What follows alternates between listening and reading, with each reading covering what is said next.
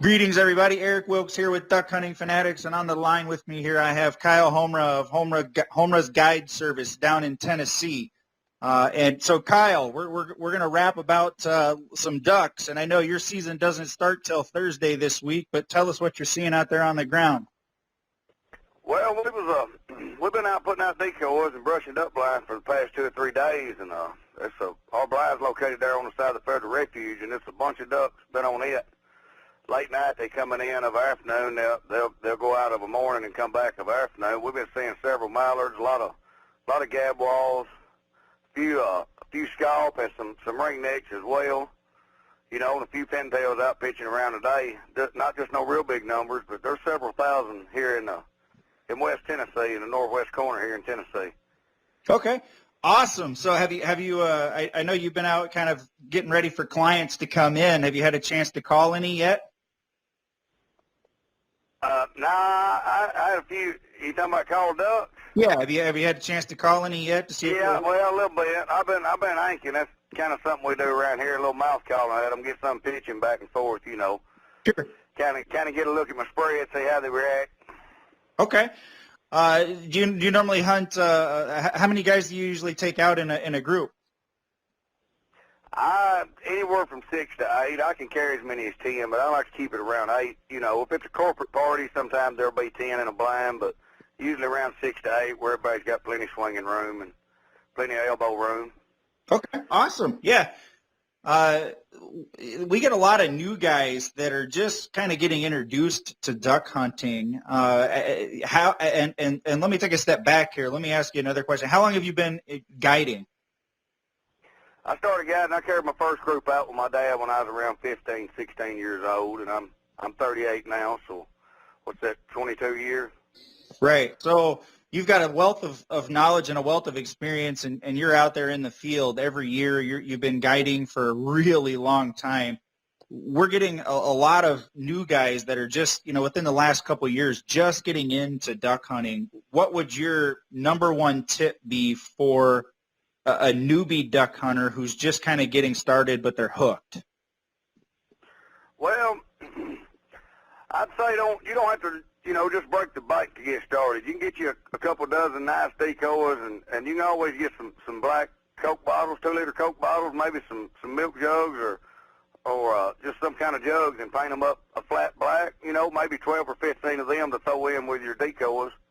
It adds to your spread, kind of a filler decoy, and they'll pick up on it from a long way. The black, they will.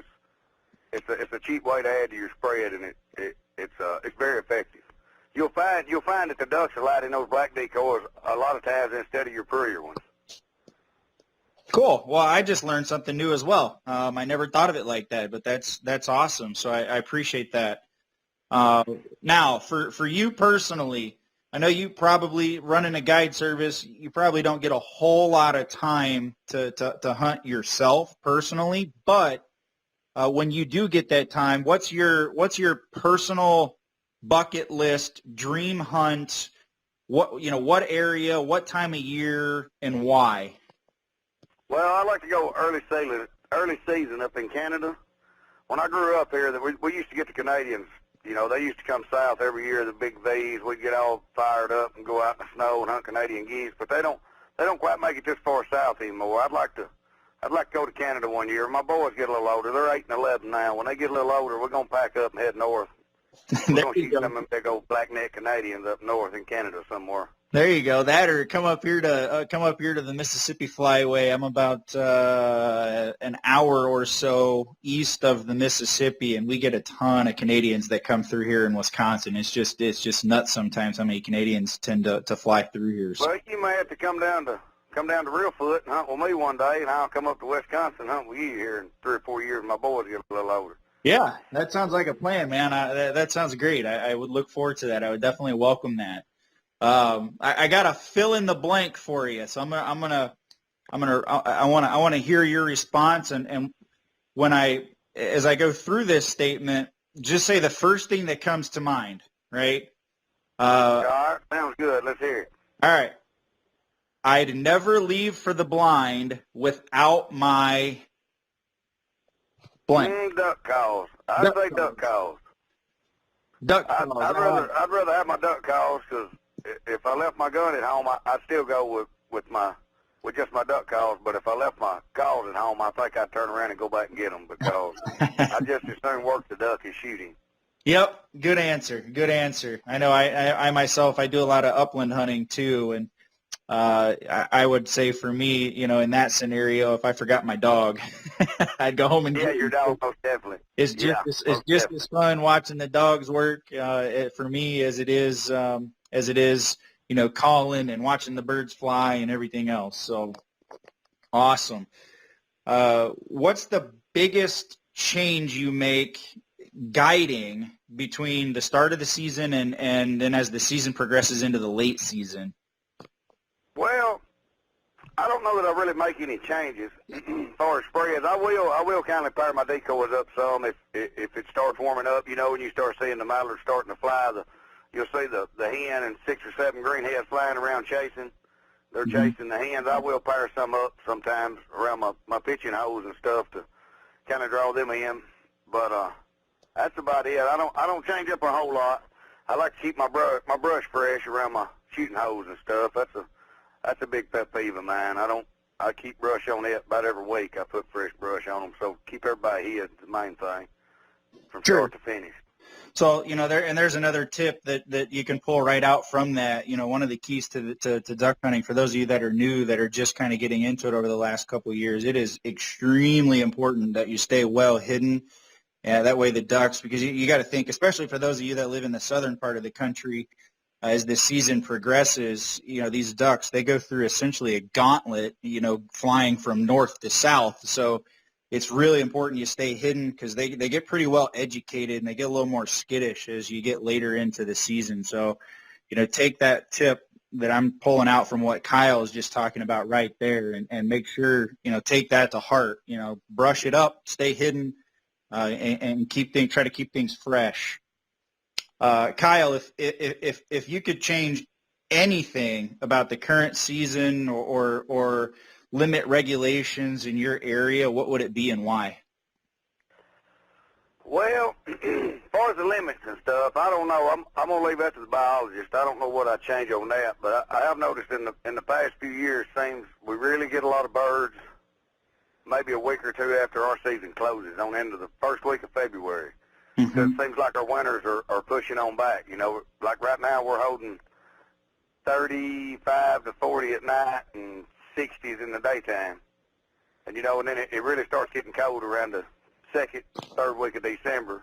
And we seem to be holding a lot of birds long before they start to mate, if it's cold, which I'm sure if they scooted the season down a week, that would probably change back. You know how that works. But yep. That's probably the only thing I could see them changing.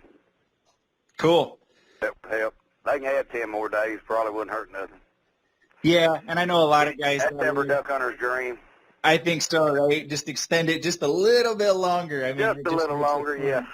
But, especially if you got young kids like you do, and I've got 2 really young ones. They're still in diapers and just up and coming, and so I know that I long for those days to be able to just get them into the sport and get them in the outdoors in general. And live for those days. And absolutely, you hit the nail on the head. If we could have just a little bit more time to get out and hunt a little bit more, it'd be great if we could do that in every state, right? Yeah, of course. All right, Kyle. So tell us, tell everybody that's listening to this or maybe watching this, how they can get a hold of you, where to find you. Do you have a website or anything that we can send people to? I do have a website. It's reelfootguides.com with no space, REELFOOT guides, GUIDES.com, no space, reelfootguides.com, one word. I have a Facebook page, Homer's Guide Service. We're on Instagram. And you can reach me at my phone number, 731-335-0764. Season starts Thursday. Y'all can follow us. Keep up with us. We'll be killing them. All right, man. That's awesome. Well, Kyle of Homer's Guide Service right there, you just heard it directly from him, boots on the ground, and he's taking a look, and he knows what's going on. So if you're looking to book a hunt down in northwest Tennessee, make sure you get a hold of Kyle over at Homer's. Kyle, can't talk. Get a hold of Kyle over at Home Risk Guide Service and get out to the website and get a hold of him and book your next hunt. So thank you so much. We'll look forward to bringing you. We're going to have Kyle on about once a week. So for those of you that follow along with us throughout the rest of this and the Duck Hunting Fanatics Migration Report will be out on every Friday. And so you'll hear a lot more from Kyle in the coming weeks. So Kyle, thank you for being on with us tonight, man. We certainly do appreciate it, and look forward to catching up with you again next week. Sounds good, buddy. Cool. Thanks, my friend. Have a great evening.